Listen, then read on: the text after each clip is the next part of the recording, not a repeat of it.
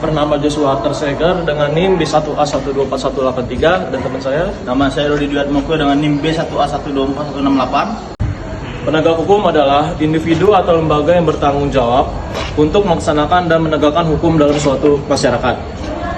Hukum dalam suatu masyarakat memiliki peran penting dalam menjaga ketertiban dan keamanan masyarakat dengan cara menegakkan peraturan perundang-undangan yang berlaku. Contohnya yaitu penegakan hukum dalam penangkapan pelaku kejahatan, penyidikan kasus korupsi, pengadilan kasus pembunuhan, penindakan pelanggaran lalu lintas, penggerebekan judi online, dan lain-lainnya. Mari kita lihat salah satu kasus penegakan hukum di Indonesia. Saudara, polisi mengungkap pencucian uang yang berasal dari judi online. Selain menangkap 2 tersangka, polisi menyita barang bukti berupa uang sebesar 530 miliar rupiah dan 4 unit mobil. Dan berikut liputan jurnalis Kompas TV Benediktus Aditya dan juru kamera Junaidi Saputra. Bareskrim Polri belum lama ini mengungkap kasus terkait dengan tindak pidana pencucian uang untuk hasil perjudian online, di mana di sebelah saya ini merupakan barang bukti uang tunai sebanyak 530 miliar totalnya untuk uang tunai. Namun masih ada beberapa barang bukti juga yang tadi sempat dijelaskan, memang ada sekitar 4 unit mobil kendaraan listrik begitu, 1 merek Mercedes-Benz dan juga 3 lainnya ini merek BYD. Dan terkait hal tersebut secara detail kami ingin tahu bagaimana pelaku bisa ditangkap dan apa saja barang bukti yang telah disita. Begitu sudah bergabung bersama saya Direktur Tindak Pidana Ekonomi dan Khusus Brigjen Pol Helvi Assegaf. Selamat pagi Pak. Selamat pagi Mas. Boleh dijelaskan terkait dengan barang bukti apa saja yang sudah disita dari Bareskrim Polri ini untuk kasus ini? Baik, terima kasih. Kami sampaikan bahwa hasil penyidikan kita melakukan tracing ya kan, terhadap transaksi keuangan.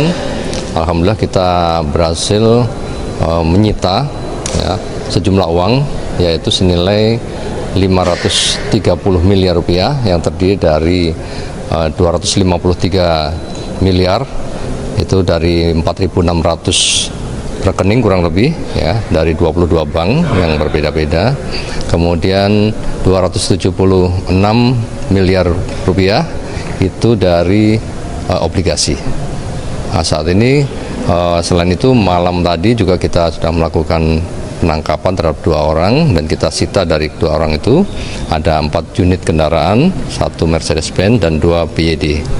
Saat ini sudah dalam proses penyitaan kita untuk minta penetapan dari pengadilan. Pak, kemudian untuk tersangka sendiri ini ditangkap di mana? Keduanya ditangkap di kediaman masing-masing di Jakarta tadi malam oleh tim kami. Kemudian Pak, untuk modus operandinya sendiri dari kedua tersangka ini seperti apa? Ya, modus operandinya kami sampaikan memang agak berbeda dengan beberapa perjudian yang kita tangani. Kalau biasanya dari pemain ke penampung ke bandar, nah, kemudian bandar baru masuk ke PO, ya, PO terus baru dituci seperti yang di Hotel Arus itu. Nah, kalau ini dibalik. Jadi dari pemain langsung ke penampung, rekening penampung masuk ke bandar, bandar masuk ke TDC, ya kan? TDC baru masuk ke PT-PT, perusahaan-perusahaan cangkang nanti, ya. Dari perusahaan cangkang untuk layering, nah, baru masuk ke PO. Yang tadinya PO dulu baru ke perusahaan, ini perusahaan dulu baru ke PO. Jadi mereka mencuci melalui perusahaan cangkang tersebut. Dan kita juga lakukan pengecekan tadi malam ke kantor TDC, memang tidak ada aktivitas. Artinya itu memang hanya fiktif, ya, tidak ada, PT itu tidak bergerak, tidak ada aktivitas apapun. Pak, mungkin terakhir Pak, boleh imbauannya untuk masyarakat? Ya, kami sampaikan perjudian itu apapun ceritanya tidak akan pernah menang karena memang algoritmanya, desainnya pasti kalah. Yang tidak ada menang. Kalaupun dia menang dapat 1 kali 2 kali, tapi begitu dikumulatif pasti kalah. Jadi artinya tidak perlu lagi kita mengikuti kegiatan perjudian online, ya kan, yang pasti akan merugikan para pemain itu sendiri.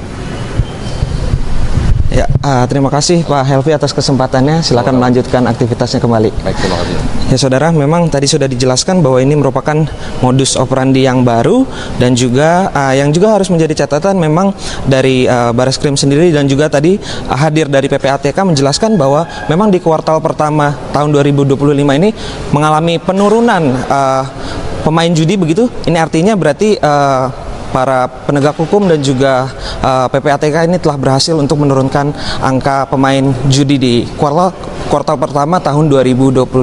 Benediktus Aditya, Junaidi Saputra, Kompas TV, Jakarta. Itulah video salah satu kasus penegakan hukum di Indonesia. Lalu tujuan untuk penegakan hukum itu ada 3. Yang pertama itu adalah untuk menjaga ketertiban masyarakat. Penegakan hukum bertujuan untuk menjaga ketertiban dan keamanan masyarakat dengan cara menegakkan peraturan perundang-undangan. Lalu yang kedua adalah melindungi hak-hak warga negara. Penegakan hukum juga bertujuan untuk melindungi hak-hak warga negara dan memastikan bahwa hak-hak tersebut tidak dilanggar. Lalu yang ketiga yaitu menghukum pelanggar hukum. Penegakan hukum juga bertujuan untuk menghukum pelanggar hukum dan memberikan efek jera bagi mereka yang melakukan pelanggaran. Prinsip-prinsip penegakan hukum. 1. Prinsip legalitas. Penegakan hukum harus berdasarkan pada peraturan perundang-undangan yang berlaku. 2. Prinsip keadilan. Penegakan hukum harus adil dan tidak memihak pada salah satu pihak. 3. Prinsip transparan. Penegakan hukum harus transparan dan dapat dipertanggungjawabkan. Lembaga penegakan hukum. 1. Kepolisian. Kepolisian memiliki peran penting dalam penegakan hukum termasuk melakukan penyelidikan dan penyidik pelanggaran hukum. 2. Kejaksaan. Kejaksaan memiliki peran dalam penuntunan kasus-kasus pelanggaran hukum dan memastikan bahwa proses penuntutan dilakukan secara adil dan transparan. 3. Pengadilan. Pengadilan memiliki peran dalam memutuskan kasus-kasus pelanggaran hukum dan memastikan bahwa keadilan ditegakkan.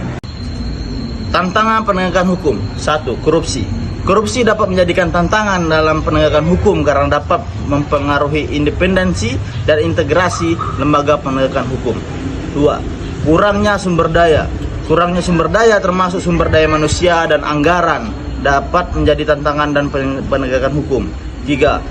Kompleksitas kasus. Kompleksitas kasus dapat menjadi tantangan dalam penegakan hukum karena memerlukan keahlian dan pengetahuan yang khusus. Sekian dari kelompok kami. Terima kasih. Assalamualaikum warahmatullahi wabarakatuh.